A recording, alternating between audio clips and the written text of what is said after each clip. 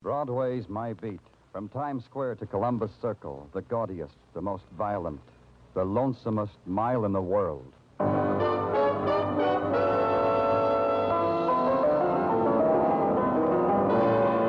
Broadway's My Beat, with Larry Thor as Detective Danny Clover.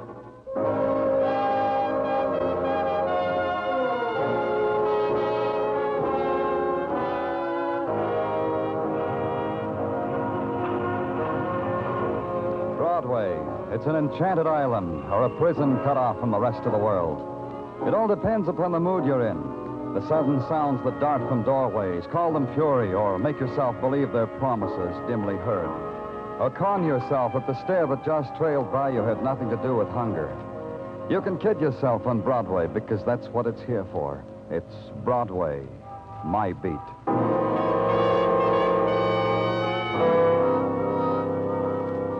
To a policeman, a telephone is an instrument of mayhem. It carries the after images of violent death with the speed of sound. The telephone told me there'd been a murder.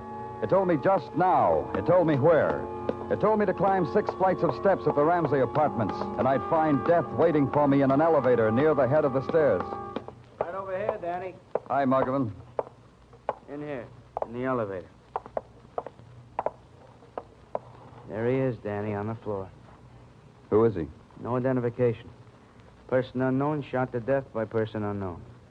Whereabouts of the shooting is a moot point. This man's too well dressed to go around without a wallet or some kind of identification. Maybe he was heisted. Who are you? Elevator man. Yeah, Danny, he runs the elevator. He called in the precinct. I got the call. Maybe the guy's wallet was heisted.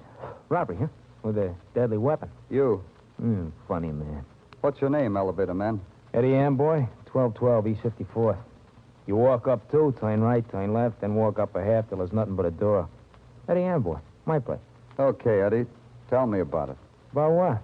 Book him, Muggavan. I'm tired. Oh, about the guy here? I already did that. Ask this Muggavan here. I did the story to him. Mr. Clover's tired. Do the story again. Yeah. The guy pushes a buzz on the first floor. Where were you? In the sub-basement. Little thing's wrong with this elevator. I was fixing it. I'm conscientious. Go ahead. The guy buzzes, I bring the car up, I open the door. This guy gets in. He's holding his tummy like it aches him. He says, 6th floor, please. I close the door. I turn the handle. We ride. Now comes the 6th floor. We stop. I open the door. I look around. The guy's on the floor, dead. Tummy ache turns out to be caused by bullet. The story he told you, Muggavan? The same.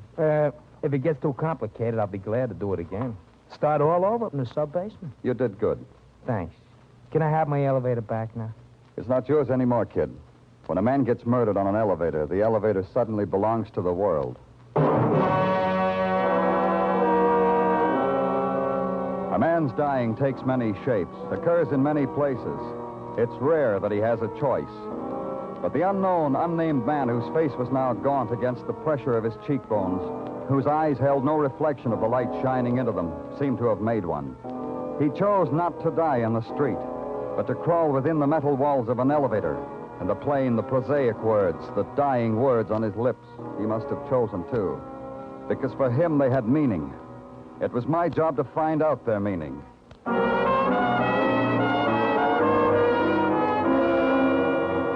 At headquarters, we put tracers out on the murdered man. Who was he? If we knew that, maybe we'd know why he had to die. And in the morning, I went back to the 6th floor he'd wanted. I had Muggavan's list of the tenants in the 3 apartments on that floor. I rang the first bell on the list. What do you want? You're Miss Conrad? What do you want? I'm from the police. Who is it, Martha? Who is it? Don't you think you'd better tell her? Martha, how dare you not answer me? Who is it? And don't tell me it's no one because I heard you whispering. Who is it, Martha? It's the police.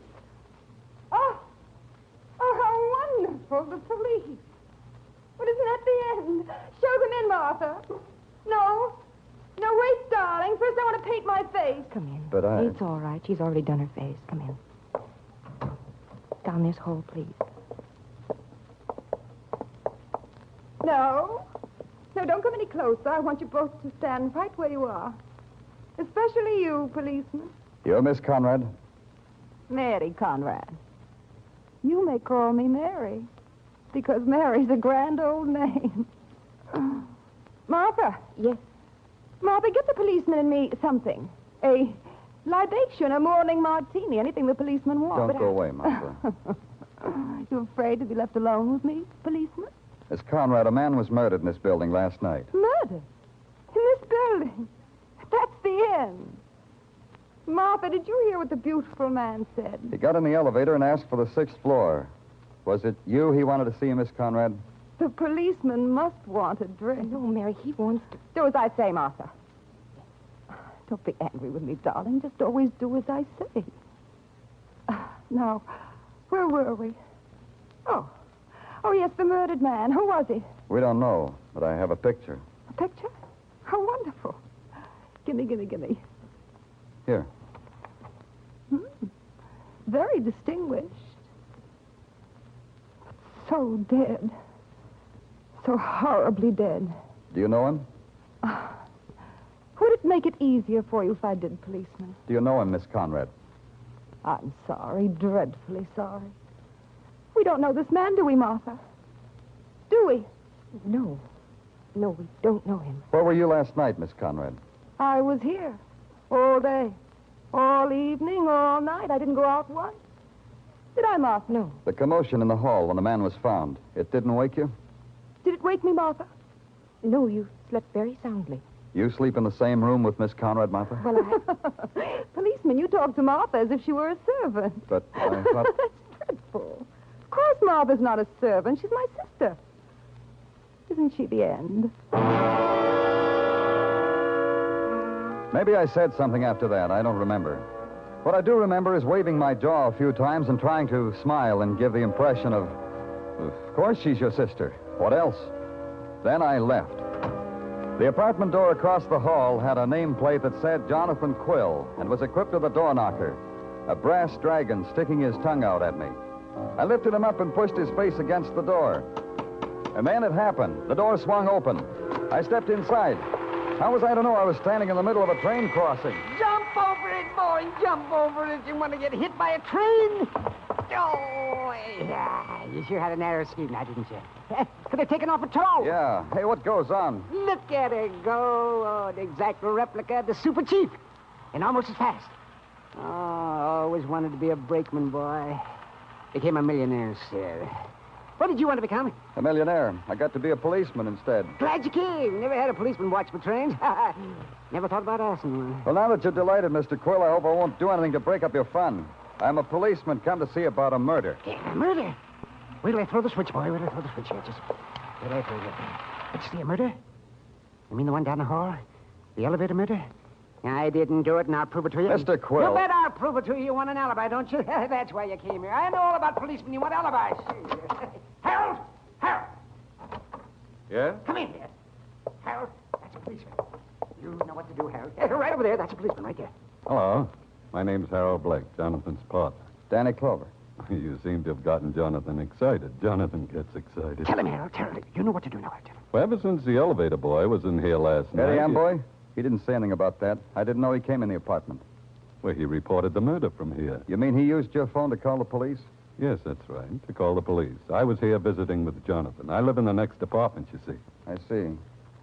Pretty late for visiting, wasn't it? By some standards. Some standards. Frankly, Mr. Clover, and you've probably never gotten an alibi like this in your life, we wanted to watch the trains on what we call the milk run. That's our alibi. Tell him what else, Harold. Go ahead. Oh, I don't think that's necessary. Go ahead. Tell me what else. Well, it's about the elevator operator, about Eddie. Jonathan thinks Eddie is the murderer. That's what I think. Oh?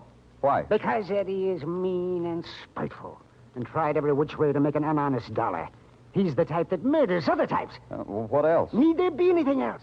Eddie is the killer. It's a hunch I have. I have made $1 million with my hunches. You see how it is, Mr. Clover. No, I don't see. But I'm going to try. Where there's peace, gentlemen, and quiet. Away from trains, gentlemen.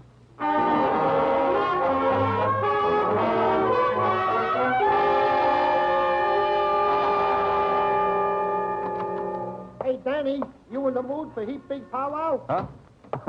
Say that again, Tartaglia. Powwow, that's Indian talk, a throwback.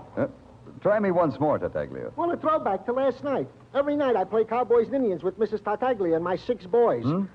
Yeah, and I am always an Indian. Hey, you should see my teepee, Danny. Surplus army blanket. There must be a string of beads around here somewhere, Tartaglia. Go play someplace else. Danny, please, be serious. We got work to do. Oh. Well, who makes medicine first, you or me? Huh? Oh, me, Danny, me. Now, this is a very grave matter. The technical boys say the signal system on the elevator where deceased unknown was found murdered. You follow me? Mm-hmm. They say said signal system was disconnected when they went over it. So?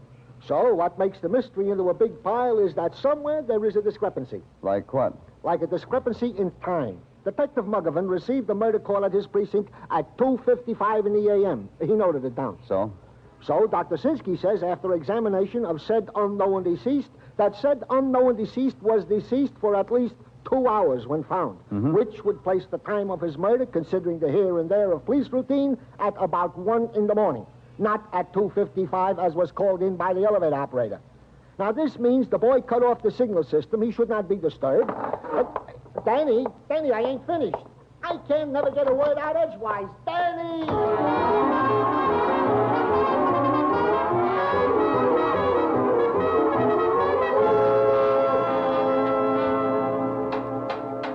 The doorman told me I'd find you here, Eddie. Oh, well, it's the hard detective, huh? Where else would you find this elevator boy, Bloodhound? I'll answer that. In the sub-basement, fixing this stinking elevator. Last night, Eddie. Did you have to fix the elevator before you called the police? That's a very interesting question, because I can't figure out what it means. Very mystical. I'll explain it to you, elevator boy. Now, go back, Bloodhound. You come under here with me, you might get your throat caught in a steel cable or something. Under here is for experts. From here, then. The call you made to the police, Eddie. How come it was almost an hour late? That's a long time, an hour. Hey, you're good. You boys are real good to find out a thing like that. We got experts, too, Eddie. So maybe you better put your elevator away someplace and come out here and talk to me. Expert to expert. Yeah, I'll do that. One more tap in its tummy. Hey, who's that? Eddie, get out! Get out! I can't! My foot is caught! Help! Oh! No.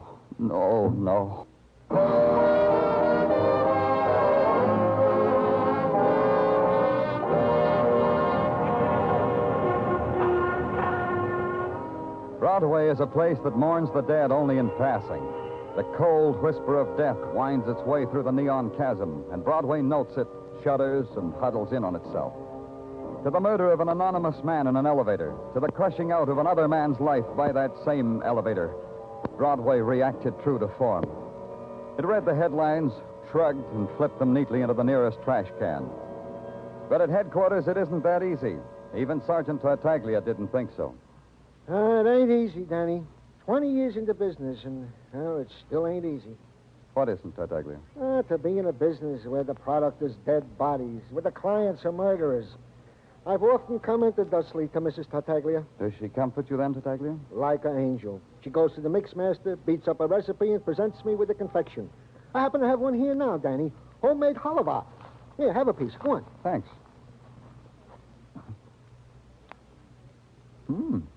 Good. Okay, Tartaglia, brief me. Oh, this halva. For her, it's like chewing on a dream, huh, Danny? My compliments to the missus. Brief me, Tartaglia. Yeah. Well, item. The unknown man found dead in the elevator of the first part is still, to all intents and purposes, unknown. Yeah, but you'll keep after it, Tartaglia. Oh, like an old hound dog. Item, the death of the elevator operator, Eddie Amboy. The boys in technical concur with your opinion that he was indubitably murdered. Well, it's generous of them. Yeah, they thought so. They said the hacksaw you found on the roof of the apartment building, plus the evidence that the elevator cable had been sawed through, this made it murder. What else, Tartaglia? Well, we have checked on the background of Eddie Amboy. Found he ran an elevator, and in his room had a wife, Mrs. Eddie Amboy. She there now? Oh, yeah, Danny, yeah. The boys are even now, keeping tabs on her. Tartaglia, give me the rest of that halva. I may need it for comfort.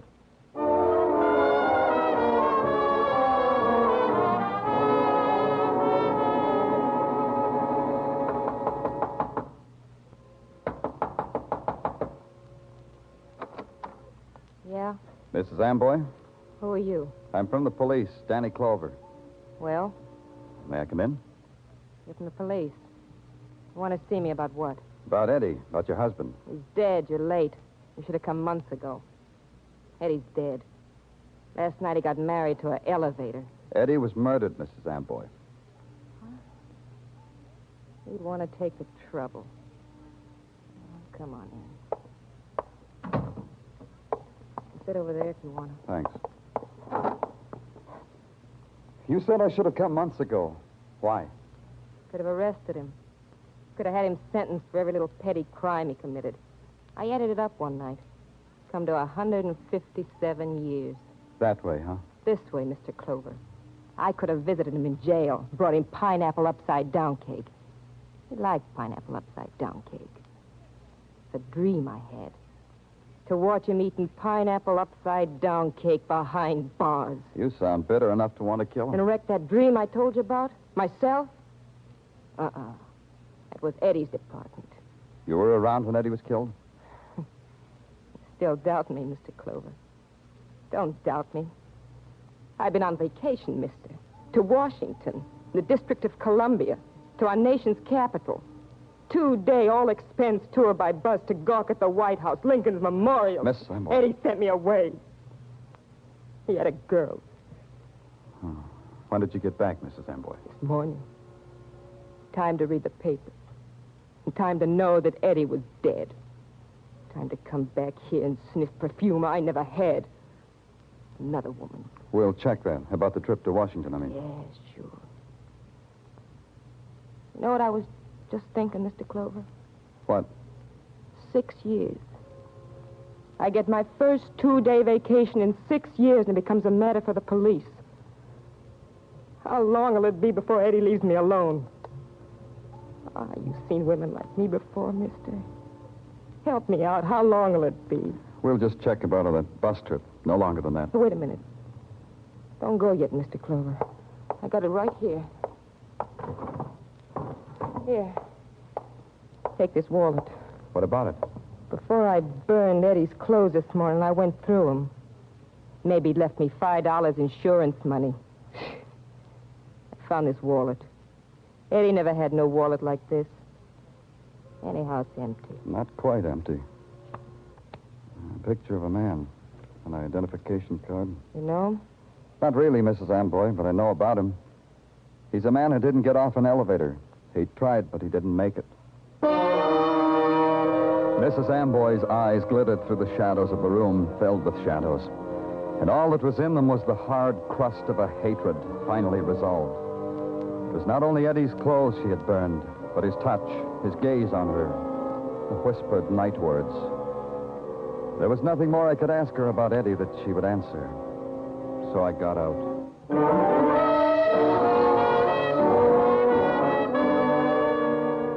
The picture, the identification card, and the wallet she gave me belonged to the man who had been murdered and found in the elevator.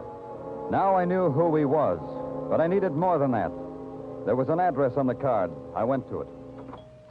Oh, well, I'm afraid you'll have to come back some other time, sir. Dr. Stafford is not in. I know that. I'm from the police. Danny Clover. And you? The attendant. I helped Dr. Stafford. We have a small hospital here. Only Dr. Stafford and myself. Police? Yes. I want to... Well, I'm afraid you'll have to take up whatever it is you want with Dr. Stafford. I'm not in a position. What is it you want, Mr. Clover? Something like this. How is it you don't seem to know that Dr. Robert Stafford is dead? He often takes trips away from here for 2 or 3 days at a time. I never could. Dead? Murdered. That's impossible. Well, he was so hale and hearty when he left here. He was so... Murdered. I knew it would happen someday. I knew it, and I told him so many times. Why? Why did you tell him that? Because of the nature of his profession. Dr. Stafford was a psychiatrist, a very competent one. Some of the people he treated were mad. Murderous and mad. You've only to read their records. Appalling. Where are they? What? The records. Where are they? Oh, in his office in there. But you've no right. You've no right. Those are Dr. Stafford's. Please, Mr. Clover. These papers here on the desk? Are these records? Yes, Dr. Stafford was studying those the night he went away. I haven't touched them. Dr. Stafford didn't like Case anyone. history, Conrad. Doesn't make sense. I can't understand what's written here. Psychiatrist records are like that, Mr. Clover. Mr. Clover, you can't take those with you. They belong to Dr. Stafford.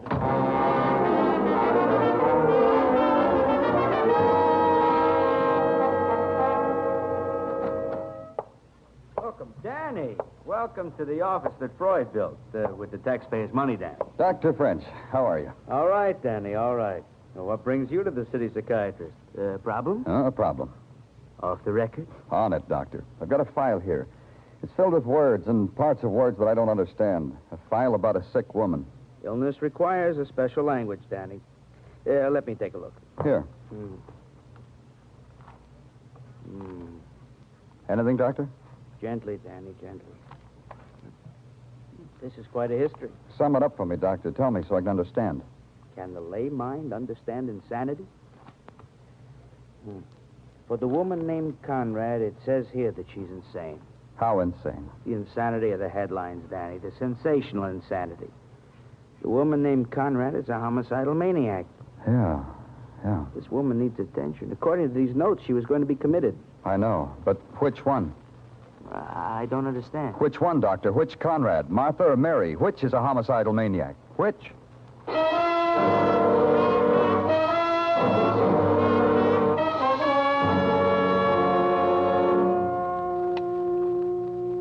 Tartaglia, get in here. Yeah, Danny, yeah. I was just in the... Hey, what are you doing with your gun, Danny? The old ammunition don't please you? Something like that. Tartaglia, I've got a thing for you to do. Always a pleasure, Danny. Tell the boys in the press room we've captured a homicidal maniac. Oh, that's nice. Huh? Hey, where, Danny? Where is he? A woman, Tartaglia. A mad woman named Conrad. Tell the reporters we're holding her for the murders of Dr. Robert Stafford and Eddie Amboy. Huh? You have spoken, Danny. But what, Tartaglia? Well, me, a policeman. It makes me ashamed to confess it, but I don't know what's going on in the police department. Oh, I'll whisper it in your ear, then you'll know. Eddie Amboy. He was the key, Tartaglia. The key to what, Danny? To the murder of Dr. Robert Stafford, to his own. Because he saw the Conrad woman kill Stafford, then blackmailed her in his own special way. Eddie had special ways. Well, if I could only understand it, it would explain something. Well, it explains Eddie's delay in calling the police. He had to fix it up with the murderer, Tartaglia. It took him an hour. When he finally convinced her, he called us. He didn't know he was playing games with a mad woman. Oh, and this Conrad was the woman who sawed through the cable and thereby dropped an elevator on him? Yeah. Ah.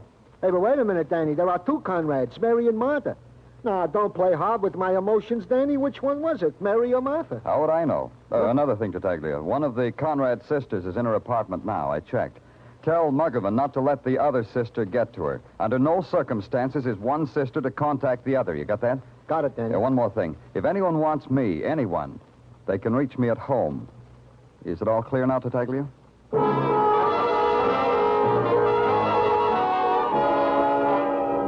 So I went home. I tapped on the landlady's door, told her I was expecting visitors, told her to send them up. In my apartment, I hung my shoulder holster with a gun across a chair, then sat facing the window, trying to hold on to at least one of the answers that kept nudging themselves through my mind. But they were fleeting and of no consequence. A murderer might come calling tonight. This was the thought that crowded out the rest of the thoughts. And then, below me, captured in the pool of light spread by the street lamp, a silhouette. A woman. A woman who looked for a house number, found it, walked to the door beneath me.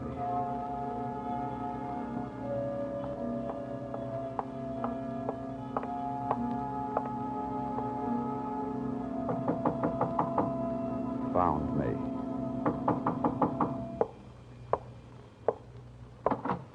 Good evening, Miss Conrad. May I come in? I want you to. Over there, Miss Conrad. Sit down. No. No. I'd rather stand. All right. Why did you come here? What have you done with her, Mr. Clover? What have you done with my sister Martha? You've seen the newspapers. The police have her. She'll see the psychiatrist in the morning. You know that, Miss Conrad. You know she needs medical attention. I know. I know that. But you'll put her away. You'll put her away like an animal. She'll die in a cage. My sister. Your sister murdered two men. Yes. Yes. Why didn't you come to the police? You knew she murdered Dr. Stafford, knew about Eddie Amboy. She'll die in a cage. Crawling in a cage. Come in. Martha. Martha, what are you doing here? I don't understand. That policeman, he said... The papers said... They were holding you, Mary. I thought they'd finally caught you. Finally. Mary. Mary. It's a trick. It's a trick. Let's run. Let's get out of here. No more running. Come on. No more. You're sick. Let's go. You're sick, Mary. Huh? Don't you know that? Huh? I tried to help, but these men, this killing. Oh, Mary. Don't touch me. You've turned on me. Now he knows. Now he knows, and you. I'll kill you both. Mary, put down that gun. I'll kill you. Kill you.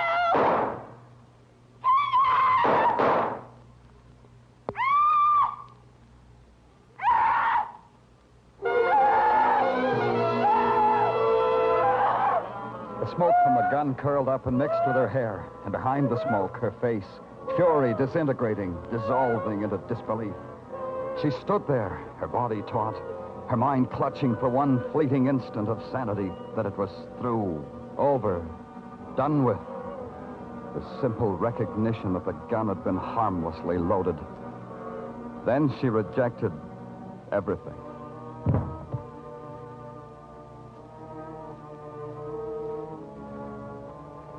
A little while later, some men came. Men who knew about these things. They picked her up and carried her away.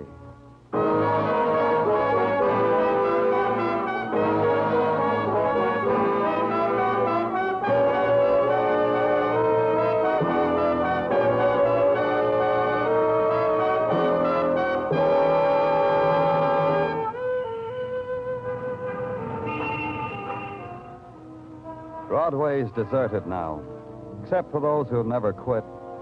Those who wear peepholes for eyes, the dream walkers, the people who want to laugh. They search behind doorways, in alleys, through shuttered windows. And they never go home, because they can't. It's Broadway, the gaudiest, the most violent, the lonesomest mile in the world. Broadway, my beat.